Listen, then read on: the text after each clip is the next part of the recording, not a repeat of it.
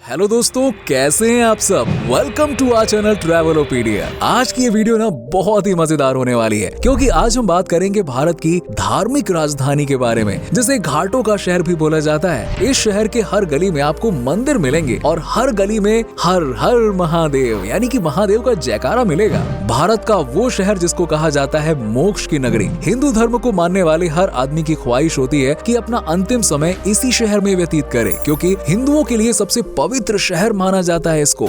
ये शहर मंदिरों के लिए जितना फेमस है, उतना ही यहाँ का पान भी फेमस है। अब तो आप समझ ही गए होंगे कि हम किस शहर की बात कर रहे हैं। Guess what? जी हाँ दोस्तों, हम बात कर रहे हैं बाबा की नगरी वाराणसी के बारे में। तो चलिए दोस्तों, एक साथ चलते हैं पवित्र शहर वाराणसी के सफर पर। लेकिन वीडियो में आगे बढ़ने से पहले आप हमारे चैनल को सब्सक्राइब करके बेल आइकन जरूर दबा दीजिएगा। गंगा के पश्चिमी तट पर स्थित वाराणसी, जिसे आज हम बनारस कहते हैं, हिंदुओं और बौद्ध दोनों धर्मों के लिए बहुत ही पवित्र शहर है। किंवदंती के अनुसार इसकी स्थापना 5000 साल पहले हिंदू देवता भगवान शिव ने की थी स्वयं। जी हाँ, लेकिन आधुनिक विद्वानों का मानना है कि ये लगभग 3000 साल पुराना है। इस शहर का नाम दो नदियों के नाम से जुड़कर बना है, वरुणा और असी।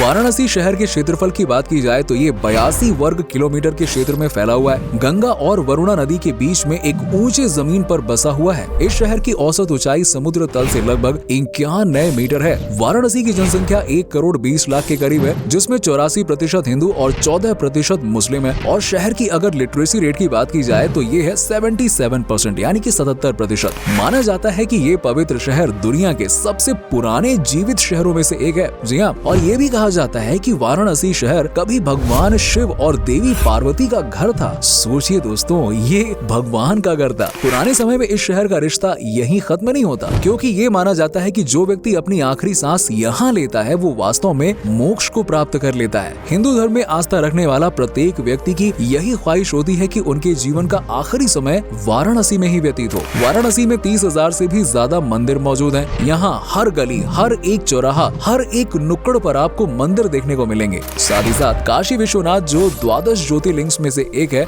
ये मंदिर भी वाराणसी में स्थित है। इसी मंदिर की वजह से वाराणसी को भोलेनाथ की नगरी, शिव की नगरी, बाबा की नगरी बोला जाता है और हर तरफ हर हर महादेव सुनाई देता है। और इसी मंदिर की वजह से ये पूरे भारत में फेमस है। ऐसा कोई नहीं है जो इस मंदिर में पूजा नहीं करना चाहता हो। राजनेता, उद्योगपति, अभिनेता सभी भगवान भोलेनाथ के दरबार में अपना सर झुकाने के लिए आते हैं और बाबा का प्रसाद लेते हैं, और साथ ही साथ हर हर महादेव का जयकारा भी लगाते हैं। सिर्फ मंदिर ही नहीं दोस्तों, वाराणसी को घाटों का शहर भी बोलते हैं, क्योंकि जितने घाट वाराणसी के गंगा किनारे पर बने हुए ना, वो शायद ही कहीं और बने होंगे। इस शहर में 80 से ज्यादा घाट बने हैं। सबसे प्रसिद्ध दशाश्वमेध घाट, मणिकर्णिका घाट, चेत सिंह घाट, सिंधिया घाट और 80 घाट है। इन घाटों को फॉर्मल और घरेलू दोनों उद्देश्यों के लिए उपयोग किया जाता है। कुछ घाट खास तरह के दाह संस्कार के लिए हैं। मणिकर्णिका घाट श्मशान के लिए 24 घंटे खुला रहता है। ये दाह संस्कार के लिए सबसे पवित्र घाटों में से एक माना जाता है। वाराणसी शहर में आने वाले लोग यहाँ की संस्कृति और परंपरा को इस कदर अपने दिल में बैठा लेते हैं कि यहाँ की यादें कभी मिटती नहीं है दोस्तों।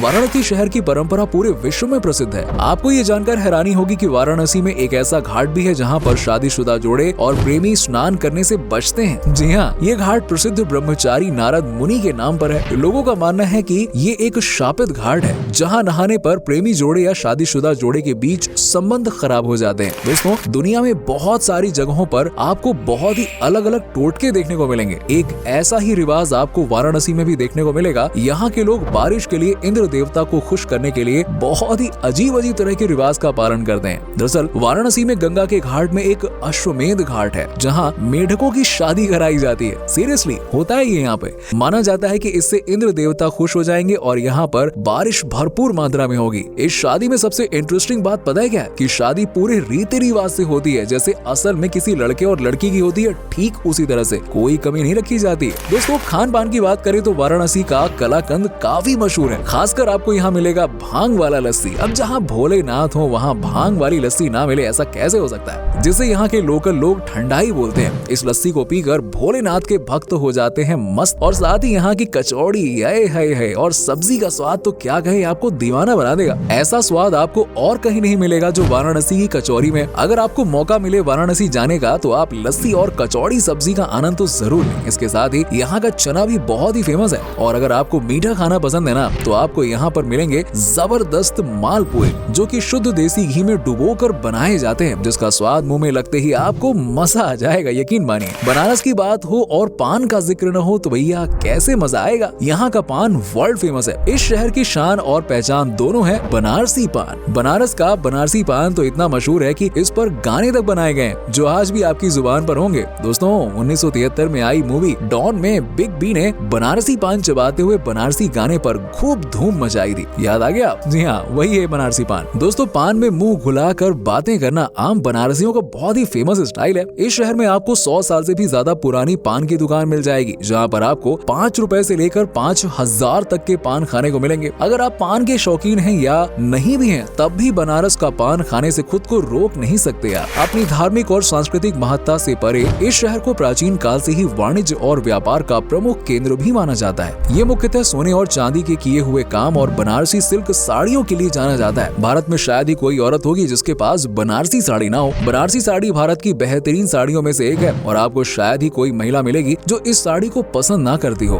बनारसी साड़ी को समृद्ध और क्लासिक कैटेगरी में रखा जाता है, इसीलिए इसे ब्राइडल आउटफिट में शामिल किया जाता है। बनारसी लहंगा भी अब इसमें शामिल हो गया है। शादीशुदा हर महिला के पास एक जोड़ी बनारसी सिल्क साड़ी तो जरूर होती है। बनारसी साड़ी अस्तित्व में तब आई जब मुस्लिम कारीगरों और शिल्पकारों ने बनारस को अपनी संस्कृति के साथ साथ अच्छी तरह मिश्रित करने वाली जगह के रूप में चुना और वहाँ पर रेशम बनारसी साड़ियों की बुनाई शुरू की। अपने डिजाइन और पैटर्न के आधार पर एक साड़ी को बनाने में 15 से 1 महीने तक और कभी-कभी तो 6 महीने तक का समय लगता है। अगर साड़ी की कीमत की बात की जाए तो इन साड़ी का प्राइस 2000 रुपए से शुरू होकर 5 लाख तक जाता है। बनारस की गंगा नदी के किनारे पर बने 80 घाट की शाम में होने वाली गंगा आरती यहाँ के शाम को और ही ज्यादा मनमोहक बना देती है। जी हाँ, शाम होते ही यहाँ के निवासी और पर्यटक 80 घाट पर पहुंचकर इस आरती में हिस्सा लेते हैं। आरती के समय इस घाट का दृश्य अत्यंत मनोहर होता है। दोस्तों वहाँ का माहौल वाकई में बहुत ही भक्तिमय हो जाता है। दोस्तों वाराणसी शहर में आपको हमेशा किसी न किसी फिल्म की शूटिंग होते हुए मिल जाएगी। वाराणसी बॉलीवुड और भोजपुरी फिल्म उद्योग का पसंदीदा जगहों में से एक है। इस शहर में 50 से ज्यादा फिल्मों की शूटिंग हो चुकी है। ये शहर इतना फेमस है कि साउथ मूवी की शूटिंग भी अब होने लगी है। जी हाँ, वाराणसी में स्थित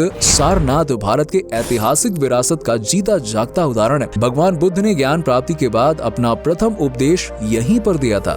बौद्ध धर्म के इतिहास में इस घटना को धर्म चक्र प्रवर्तन का नाम दिया गया। इस जगह को जैन धर्म और हिंदू धर्म में भी महत्व दिया गया। ग्रंथों में इसे सिंहपुर कहा गया है और माना जाता है कि जैन धर्म के 11वें तीर्थंकर श्रेयांश नाथ का जन्म यहाँ से बस थोड़ी ही दूरी पर हुआ था। यहाँ पर सारनाथ महादेव का मंदिर भी है जहाँ सावन में गजब का मेला लगता है। बनारस शहर ने पूरे विश्व को कई ऐसे महानुभाव दिए हैं जिनका योगदान कभी नहीं भुलाया जा सकता। मुंशी प्रेमचंद्र और तुलसीदास जैसे कई प्रसिद्ध साहित्यकार कहाँ के थे? इसी शहर के थे यार। दोस्तों वाराणसी शहर से जुड़ी एक और रोचक तथ्य ये है कि प्रसिद्ध नेता मदन मोहन मालवीय द्वारा स्थापित एशिया का सबसे बड़ा विश्वविद्यालय बनारस हिंदू विश्वविद्यालय भी इसी स्थान का एक हिस्सा है। ये विश्वविद्यालय 1650 एकड़ में फैला है। यहाँ 127 से अधिक इंडिपेंडेंट एकेडमिक डिपार्टमेंट्स हैं। साथ ही यहाँ 1 लाख से करीब कलाकृतियाँ और वस्तुओं को दिखाने वाला संग्रहालय है। यहाँ की लाइब्रेरी में 15 मिलियन से अधिक किताबों को रखा गया। इस शहर की सबसे खास बात यह है कि यहाँ की बोली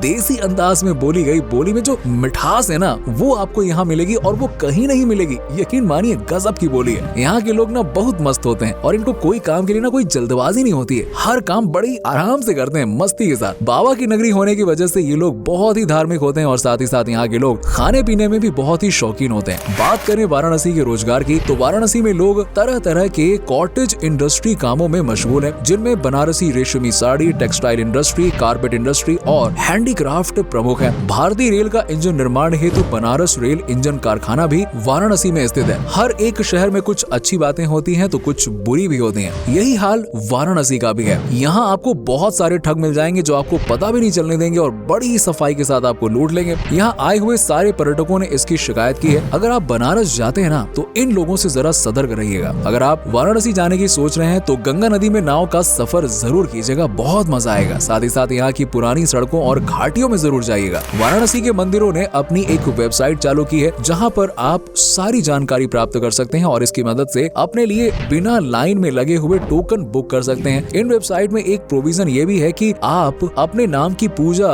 यहाँ पर अपने घर बैठे बैठे ही कर सकते हैं, जिसका प्रसाद आपको घर बैठे हुए पोस्ट द्वारा मिल जाएगा। दोस्तों ये था पवित्र शहर वाराणसी। उम्मीद करता हूँ कि कि आपको आज का हमारा ये एपिसोड पसंद आया होगा। हमें नीचे कमेंट सेक्शन में कमेंट करके बताइए कि आज की वीडियो में आपको वाराणसी की कौन सी बात सबसे अच्छी लगी। आप में से अगर कोई है वाराणसी से तो हमें कमेंट में जरूर बताना। वैसे क्या कभी आप वाराणसी गए हैं, और गए हैं तो आपका एक्सपीरियंस कैसा रहा है, ये भी हमारे साथ में जरूर शेयर कीजिएगा। साथ ही साथ वीडियो को अपने दोस्तों और रिश्तेदारों के साथ में शेयर करना बिल्कुल मत भूलिएगा। हमारे चैनल को भी सब्सक्राइब कर लीजिएगा और वीडियो को एंड तक देखने के लिए आप सभी दर्शकों का बहुत बहुत शुक्रिया। आपसे फिर मुलाकात होगी एक नए वीडियो के साथ।